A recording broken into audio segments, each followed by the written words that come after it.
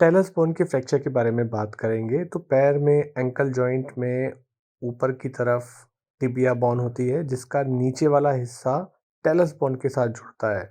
Tells bone एक ऐसी bone होती है जिसके ऊपर 70% हिस्से के ऊपर कार्टिलेज चढ़ी हुई होती है। मतलब बोन के ऊपर एक कवरिंग होती है जिसे हम कार्टिलेज बोलते हैं, जो कि इम्पॉर्टेंट होती है, जॉइंट बनाती है आसपास की दूसरी बोन्स के साथ। टेलस बोन के टॉप पे जो कार्टिलेज होती है वो टिबिया बोन जो होती है, पैर की हड्डी जो होती है सबसे बड़ी, उसके नीचे वाले हिस्से के साथ जॉइंट बनाती है जिसको हम एंकल जॉइंट बोलते हैं। तो टेलस के अंदर 3 मुख्य भाग होते हैं, हेड, नेक और बॉडी वाला हिस्सा। तो अगर बॉडी या नेक में फ्रैक्चर होता है टेलस में, जो कि नेक का फ्रैक्चर काफ़ी कॉमनली देखा जाता है टेलस बोन में, तो वो कार्टिलेज का फ्रैक्चर होता है जो कि जॉइंट का पार्ट होता है। तो इस प्रकार के फ्रैक्चर के अंदर आर्थराइटिस के चेंजेस आने के चांसेस काफ़ी ज़्यादा रहते हैं। ऐसे तो ऐसे फ्रैक्चर के अंदर आर्थराइटिस होने का डर काफ़ी ज़्यादा रहता है। जैसे कि हमने बात की थी कि टेलस के एक हिस्से को, सबसे आगे वाले को हेड, उससे पीछे नेक, पीछे के हिस्से को बॉडी, फिर साइड में 2 प्रोसेस निकले होते हैं, लैटरल प्रोसेस और पोस्टीरियर प्रोसेस। टेलस के फ्रैक्चर में ब्लड सप्लाई का जानना भी बहुत ज़रूरी होती है। जो इसमें टार्सल कैनाल की मेन आर्टरी होती है, वो 2/3 हिस्से को सप्लाई करती है टेलस बोन की बॉडी के। ये पोस्टीरियर टिबियल आर्टरी की ब्रांच होती हैं जो कि अलग-अलग हिस्से में टेलस की सप्लाई करती हैं। तो टेलस बोन की जो सप्लाई होती है, ब्लड की सप्लाई होती है, वो बहुत प्रिकेरियस होती है। फ्रैक्चर होने के बाद इसमें कॉम्प्लिकेशन होने का डर बहुत ज़्यादा होता है जिसको हम एवास्कुलर नेक्रोसिस होते हैं। वो डिपेंड करता है कि फ्रैक्चर टेलस बोन के कौन से हिस्से में हुआ है और फ्रैक्चर होने के बाद फ्रेगमेंट कितना ज़्यादा अपनी जगह से डिस्प्लेस हुआ है। क्योंकि जितना ज़्यादा फ्रैक्चर टूटने के बाद अपनी जगह से डिस्प्लेस होके हट जाता है या जितनी ज़्यादा सिवियरिटी के साथ फ्रैक्चर होता है, उतना ही ज़्यादा कॉम्प्लिकेशन यानी कि एवास्कुलर नेक्रोसिस, ब्लड सप्लाई का जाने का डर होता है। जिसका मतलब होता है कि बोन की डेथ हो गई है ब्लड सप्लाई ना मिलने की वजह से। तो जैसे टाइप 1 का फ्रैक्चर होता है जिसमें हम सबसे कम डिस्प्लेसमेंट मानते हैं टेलस की नेक का, उसमें एवास्कुलर नेक्रोसिस 10% केसेस में होता है। टाइप 2 के अंदर 50% केसेस में एवास्कुलर नेक्रोसिस आ जाता है। टाइप 3 में 90% और टाइप 4 में 100% चांसेस होते हैं एवीएन डेवलप होने के। तो ऐसे केसेस में पेशेंट और उनकी फैमिली मेंबर्स को पहले से ही प्रोग्नोसिस का बताना बहुत इंपॉर्टेंट होता है। तो टेनिस बॉन के अंदर जो फ्रैक्चर होता है वो होता है फोर्स्ड।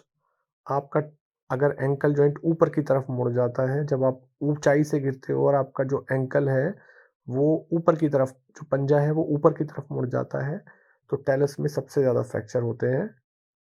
ऐसी केसेस में टेलर नेक के अंदर सबसे ज़्यादा फ्रैक्चर होते हैं और उसके पीछे की तरफ बॉडी वाले हिस्से में भी हो सकता है।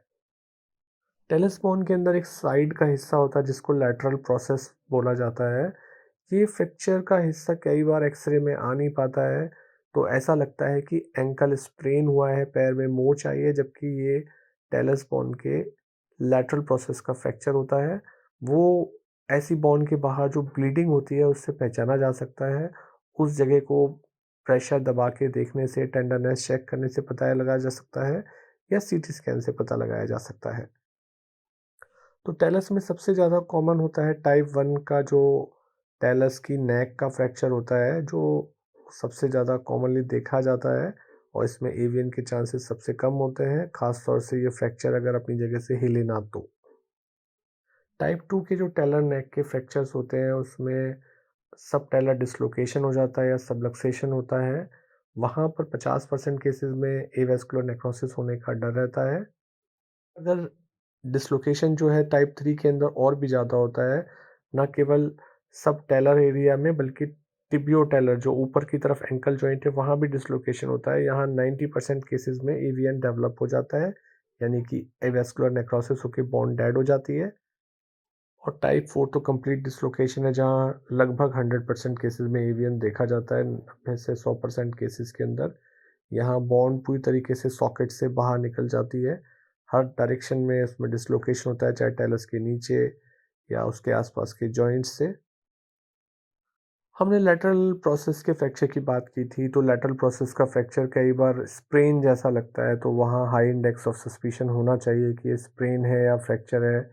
और अगर ये फ्रैक्चर होता है, अगर छोटा-सा फ्रैगमेंट होता है, तो कई बार एक्सरसाइज़ कर दिया जाता है। अगर फ्रैक्चर छोटा है पर अपनी जगह से हिला नहीं है, तो प्लास्टर में भी ठीक हो जाता है, लगभग 1.5 से 2 महीने के प्लास्टर के अंदर ठीक हो जाता है। और अगर बड़ा फ्रैगमेंट होता है, तो वहाँ सर्जरी करने की आवश्यकता भी पड़ती है। टेलस बोन के जो पीछे की तरफ के पार्ट को बोलते हैं हम पोस्टीरियर प्रोसेस, उसके अंदर एक टनल बनी हुई होती है, एक हिस्सा बना हुआ होता है, उसको हम बोलते हैं फ्लेक्सर हेलुसिस लॉन्गस टेंडन के लिए एक तरीके की स्पेस बनी हुई होती है। उस स्पेस के 2 हिस्से होते हैं, एक तरफ मीडियल ट्यूबरकल होता है, एक तरफ लैटरल ट्यूबरकल होता है और वो ग्रूव के अंदर से फ्लेक्सर हेलुसिस लॉन्गस का टेंडन जाता है। ये फ्रैक्चर काफ़ी रेयरली देखे जाते हैं।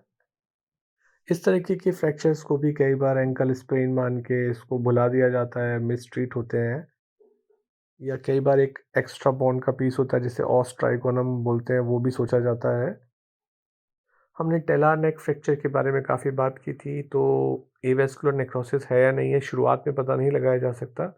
पर कुछ समय के बाद जब हम 6 हफ्ते के बाद प्लास्टर के बाद एक्स-रे कराते हैं, देखते हैं, तो वहाँ पे जो मोटिस व्यू के अंदर अगर हमें हॉकिंस साइन होता है, अगर वो मिलता है तो इसका मतलब है कि एवीएन नहीं है। और अगर वो नहीं है तो चांसेस होते हैं कि शायद एवीएन हो, तो एमआरआई करा के देखा जाता है। नॉर्मली एवीएन के चेंजेस 3 से 6 महीने बाद देखे जाते हैं, एक्स-रे पे आते हैं, इसलिए एमआरआई में थोड़ा पहले पता लग जाता है उसके बारे में। जैसे-जैसे लगता है कि फ्रैक्चर ठीक हो गया है, तो उस समय कोशिश की जाती है कि पेशेंट को वेट बेयरिंग करा के देखा जाए, लगभग-लगभग 6 हफ्ते से 8 हफ्ते के बीच में। तो एमआरआई से पता लग तो सकता है हमें कि एवीएन डेवलप हुई है, नहीं हुई है टार्सल नेक फ्रैक्चर के अंदर, इसीलिए जब सर्जरी भी की जाती है, तो टाइटेनियम के इम्प्लांट यूज़ होने चाहिए, क्योंकि एमआरआई करा के देखना पड़ता है, जो कि स्टील के इम्प्लांट लगाने के बाद पॉसिबल नहीं होता। तो टाइटेनियम के इम्प्लांट लगाने के बाद में एमआरआई करा के देखा जा सकता है। तो ये हमने बात की थी टेलस फ्रैक्चर के बारे में।